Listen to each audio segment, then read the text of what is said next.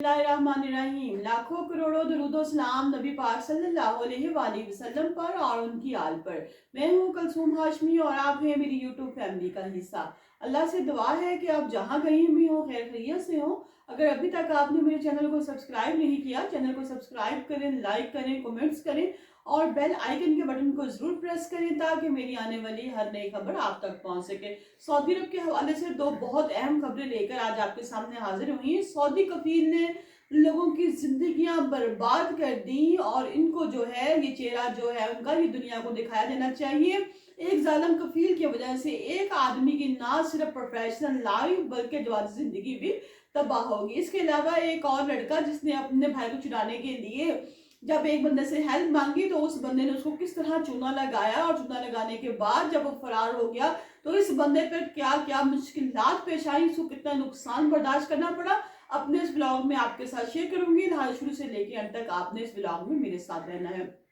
नाज़रीन, दुनिया के बहुत से चेहरे हैं जो हम रोजाना देखते हैं, लेकिन बहुत से ऐसे लोग जो माहिर के मुल्क में होते हैं, अपनी रोजी रोटी कमाने के लिए जाते हैं, अपने बच्चों के लिए जाते हैं, अपने माँ बाप बहन भाइयों के लिए जाते हैं। वहां जाकर जो जो तकलीफात उनको फेस करनी पड़ती हैं वो बयान करते करते बाज़ औक़ात इंसान खुद बहुत दुखी हो जाता है कि किस तरह इब्ने आदम की सब औलाद है और एक जो औलाद है दूसरी औलाद जो है वो एक दूसरे के हाथों जलील हो रहे हैं। ऐसा ही कुछ हुआ सऊदी कफील ने किया एक बंदे के साथ। ये जो बंदा है इसका नाम है सैयद नासिर। ये मुसलमान है लेकिन इंडिया का रहने वाला है। ये कहता है कि मैं बड़ी देर से जो सऊदी अरब में रहता था और मेरे अपने कफील के साथ बड़े अच्छे ताल्लुकात थे, लेकिन 2017 में जब मैंने वहाँ छुट्टी मांगी, छुट्टी के लिए अप्लाई किया, अपने कफील से कहा कि मेरी शादी है और मैं इंडिया जाना चाहता हूँ, बराए मेहरबानी आप मुझे 2 माह की छुट्टी दे दें। उसने कहा कि ऐसा तो नहीं होगा, 2 माह की छुट्टी तो तुम्हें मैं नहीं दूंगा, मैं तुम्हें 20 दिन की छुट्टी दे दूंगा, 20 दिन के लिए तुम जाओ और उसके बाद वापस आके रिपोर्ट करवाओ, लेकिन मैं तुम्हारी जो 2 माह की सैलरी है वो रोक लूंगा। ये ना हो कि तुम वहां जाओ, वहां जाके वापस ना आओ। यहाँ पे बहुत से जो अखराजात हैं जिससे तुम फैक्ट्री में काम करते हो, वहां कमरे में तुम रहते हो और भी दीगर तुम्हारा किसी से लेन देन होगा, क्योंकि मैं तुम्हारा कफील था। लोग बाद में मुझसे पूछेंगे, लिहाजा 2 माह की तुम्हारी सैलरी है वो मैं रख लूंगा, जब तुम वापस आ जाओगे तो तुम्हारी जो सैलरी है वो मैं तुम्हें दे दूंगा। ये बंदा कहता है कि मैं चला गया, मेरी शादी होगी। शादी कहता है ठीक थी, 20 दिन के बाद जो है कहता है कि मैं वापस आ गया। कहता है मैं आपको नाज़रीन यहाँ बताती चलूं, ये जो आदमी है ये जो है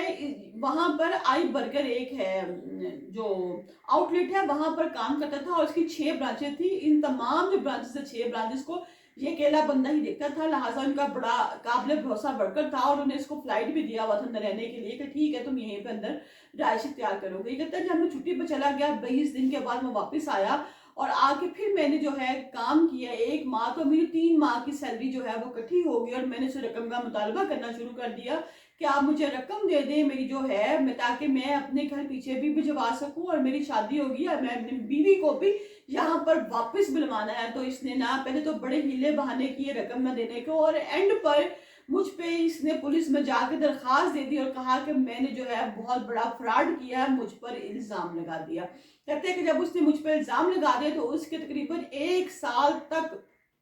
कहता है मैं ये केस लड़ता रहा बगैर, क्योंकि जॉब से भी मुझे फारग कर दिया गया, जिस कमरे में मैं रहता था उस कमरे से भी मुझे निकाल दिया गया। कहता है कि 1 साल तक मैं वहां पर केस लड़ता रहा और 1 साल के बाद जब सऊदी हुकूमत ने मुझे कहा कि ठीक है कि आप जा सकते हैं, आप पे किसी भी किस्म का कोई इल्जाम जो है वो साबित न हुआ, तो वहां पर अदालत में मैंने कहा कि 6 माह से मैं यहाँ बेरोजगार हूँ, बगैर सैलरी का हूँ, तो मेरा भी सोचा जाए तो उन्होंने कहा कि आपका केस खत्म कर दिया है, बस यही हमारे पास था जो हम कर सकते थे, इसके अलावा और हम कुछ नहीं कर सकते। कहते हैं कि यहाँ पर जो सऊदी कफील हैं वो बहुत से लोगों को मारते पीटते भी हैं, उनको गाली गलौज भी देते हैं, लेकिन हम लोग जो हैं मजबूर होकर वहां पर बैठे हुए हैं और अपना जो काम शाम जो है वो चला रहे हैं। वो कहते हैं कि इसके बाद जब मुझसे कमरा छीन लिया गया, मुझे निकाल दिया गया, मैं अपने घर पे राब्ता इतना ना कर सका। राब्ता ना करने का ये हुआ कि मेरी अभी शादी को 20 दिन ही हुए थे, मैंने अपनी बीवी को भी वहां नहीं बुलाया था, बीवी को मैं खर्चा भी नहीं भेजा था। तो जो मेरे ससुराल वाले हैं उन्होंने कहा कि आप हमारी बेटी को फारग कर दें, आप हमारी बेटी को डिवोर्स दे दें।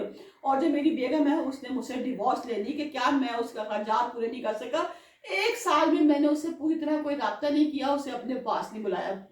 लिहाजा मेरी जवानी जिंदगी है वो भी बर्बाद होगी। तो नाज़रीन यहाँ बताने का ये मकसद है कि मेरे वो जो भाई बहनों जाते हैं उनको पता हो कि अगर 100 लोग हैं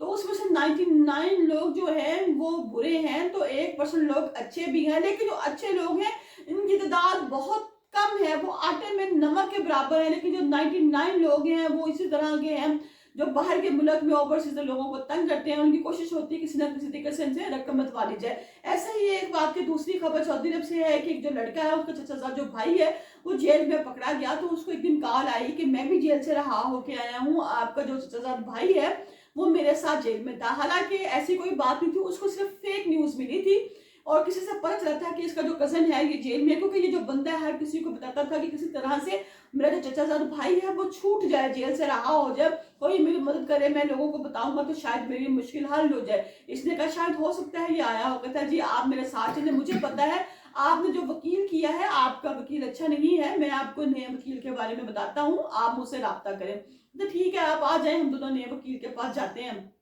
ये आदमी कहता है कि वो मुझे लेकर एक बिल्डिंग के पास ले जाता है और कहता है कि आप ऐसा करें कि आप अपना फोन दें, मैं वकील से राब्ता करता हूँ और राब्ता करने के बाद मैं वकील को बाहर बुलाता हूँ। कहते जैसे ही उसने मेरा फोन पकड़ा मैंने फोन खोल के उसको दिया था, उस फोन में मेरे को 26-27 हजार रियाल भी मौजूद थे जो कि मैंने जमा किए हुए थे, मेरी सैलरी थी। कहते जैसे ही वो फोन पकड़ता है, कान के लगाता है, हेलो हेलो करता, अंदर जो है फैक्ट्री उसमें घुस जाता है और मैं बाहर काफी देर इंतजार करता हूँ, गाड़ी पार्किंग पे लगा लेता हूँ, लेकिन वो नहीं आता। जैसे ही वो इस फैक्ट्री में होता है परली साइड से जो बिल्डिंग है उसकी निकल जाता है और मैं यहाँ काफी देर इंतजार करता रहता हूँ। उसके बाद जब मैं फैक्ट्री के दरवाजे पे जाता हूँ पूछता हूँ कि ये जो बंदा है ये कहाँ पे गया है, लेकिन वहां पर भी वो अपने गलत नाम की एंट्री कर बाग के अंदर चला जाता है और वहीं से बाहर नहीं आता। कहता है मैं बड़ा परेशान, फिर मैं पुलिस के पास गया, 2-3 दिन भाग कर कोशिश करने के बाद मैंने वहां जाकर रिपोर्ट दर्ज करवाई और बताया कि इस तरह मेरा जो